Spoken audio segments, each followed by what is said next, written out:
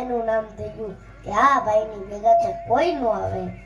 પછી એને પૂછ્યું કે ભાઈ તારે લગ્ન કરવા? તો કે આ કોકે છોકરી આપીને લગ્ન પણ થઈ ગયા. પણ પછી એને વિચાર્યું કે ભેગું કરવું જ નથી ને, બધા જને સમજવા જેવી વાત, ભેગું કરવું જ નથી ને, હું પૈસા ભેગા કરીશ, બેંકમાં મૂકીશ, એફડી કરીશ, આમ કરીશ, તેમ કરીશ, તોય મારા ભાગ્યમાં 5 વર્ષ પછી નથી. એટલે લાવ આ પૈસાના માધ્યમથી પૂન ભેગું કરી લેવા દે.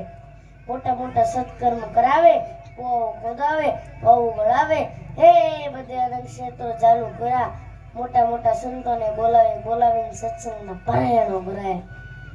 અને 5 વર્ષ પછી ઓલા સાધુ સિદ્ધ સાધુ કરતા પાછા આ ગામમાં આવ્યા.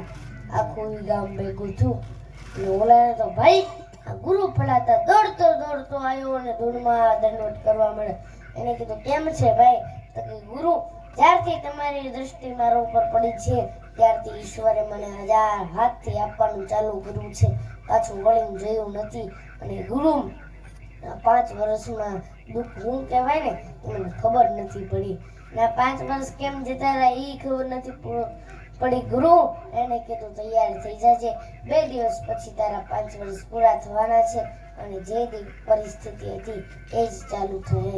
એને કીધું કાંઈ વાંધો નહીં ગુરુ, આ 5 વર્ષમાં મારે જે કરવાનું હતું ને એ મેં કરી લીધું, પણ બહુ ભેગું કર્યું છે એમ. અને ગુરુએ ફરી નાક બંધ કરી હો. અને ઈશ્વરના દરબારમાં જ્યાં જોયું ત્યાં તો ઈશ્વરના દરબારમાં ચોપડા પુણ્યના જમા. ભગવાને એનું જે ભાગ્ય લખ્યું હતું ને એની જગ્યાએ ફેરવી નાખ્યું કે આ જીવન સંપત્તિવાન રહેશે.